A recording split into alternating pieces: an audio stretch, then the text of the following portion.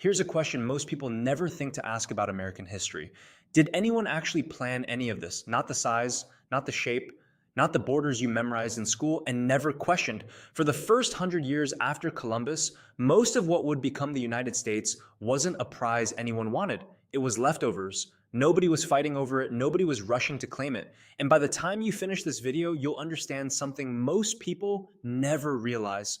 America wasn't built according to a plan. It was assembled piece by piece out of other empires' mistakes, other nations' wars, and land that nobody else wanted badly enough to keep. When Columbus sailed in 1492, he wasn't looking for America. He was looking for a shortcut to Asia, and he genuinely believed he'd found one. He hadn't. What he found instead were islands in the Caribbean, no spices but gold, and that was enough to keep Spain interested. Here's the part almost nobody tells you. Spain and Portugal solved the question of who got what with astonishing simplicity. They drew a single line down the map of the entire unexplored world and split it between themselves. Portugal claiming the eastern route toward Asia, Spain claiming almost everything to the west. And the northern half of that western half, the part that would one day become the United States, nobody wanted it. Spain sent one expedition north in 1539, found no gold, and essentially shrugged and walked away. For nearly 100 years, what we now call America was considered a wasted boat trip. England didn't try seriously until almost a century after first spotting that coastline. Their first real attempt, a colony at Roanoke in 1585, vanished without explanation while England was distracted fighting Spain elsewhere. To this day, nobody knows exactly what happened to the people who lived there. Their second attempt held Jamestown. Then came the Pilgrims at Plymouth, a community so strict they outlawed celebrating Christmas. None of this looked like the beginning of an empire. It looked like refugees and gamblers scraping out a foothold on land no major power thought was worth fighting for. Meanwhile, France quietly claimed the entire middle of the continent almost by default, because again, nobody was contesting it. By 1754, three separate colonial projects were sitting on the same landmass, and a war finally broke out to decide who actually controlled it. Britain's colonies held more than 1 million settlers. New France held roughly 60,000. You can probably guess how that math played out. Britain won, but here's the twist history class usually skips. The peace that followed wasn't decided in America at all. It was decided by an entirely different war raging across Europe at the same time. France, trying to keep Britain from claiming everything, secretly handed half of Louisiana to Spain before the fighting had even ended. Britain still walked away with Canada and the other half of Louisiana anyway. Britain now controlled more North American territory than any power before it, and that is precisely the moment things started to unravel, because winning that war had cost a fortune, and somebody was going to have to pay the bill. Britain's solution seemed simple enough. The colonies that had been protected by the war would help pay for it. The colonists saw it differently. They had fought in that war too, and now they were being billed for their own defense without so much as a vote. That disagreement became a protest. The protest became a boycott, then a fight, then a full revolution. On July 4th, 1776, 13 colonies declared they weren't colonies anymore. But here's what most people get wrong about that date. It wasn't the finish line, it was barely the starting gun. 5 more years of brutal fighting stood between that declaration and actual independence. And even after independence was won, the new country nearly collapsed within a decade because the government the founders had first built didn't work. 13 states behaved like 13 separate nations, technically united, practically not. It took a second attempt, a new constitution, an entirely new federal government before the United States became one country instead of a fragile alliance of former colonies. For its first 14 years, the United States stayed small, boxed in by Spanish territory to its west. Then an ocean away, a French general named Napoleon Bonaparte began conquering Europe and decided he wanted an American empire of his own. Quietly, he maneuvered Louisiana back from Spanish control. For the young United States, that should have been a nightmare. Instead, it became the single greatest deal in American history. Because Napoleon needed cash far more urgently than he needed a colony he couldn't defend. America approached him hoping to buy New Orleans. Napoleon, staring down an invasion of Britain he couldn't afford, decided to sell the entire territory instead for $15 million.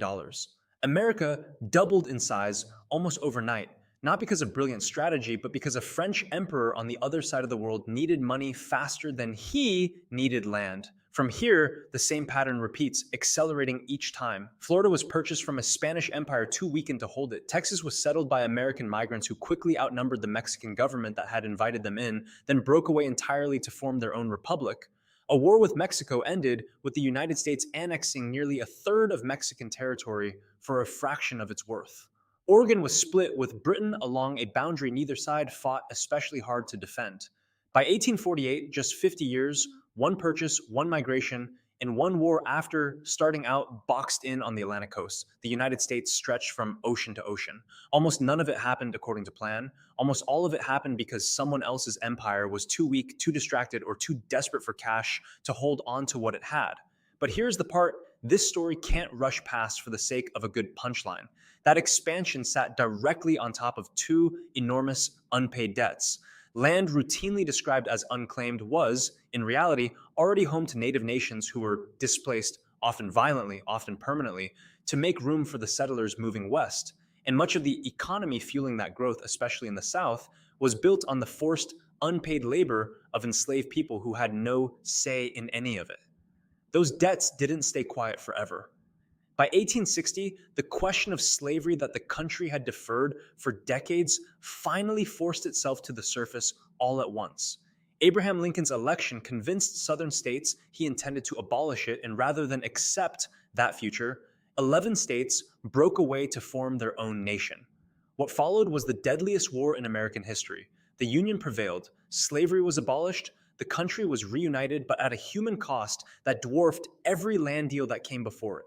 After the war, expansion resumed the same accidental rhythm. Russia, unable to profitably defend or even properly govern Alaska, sold it to the United States for $7.2 million.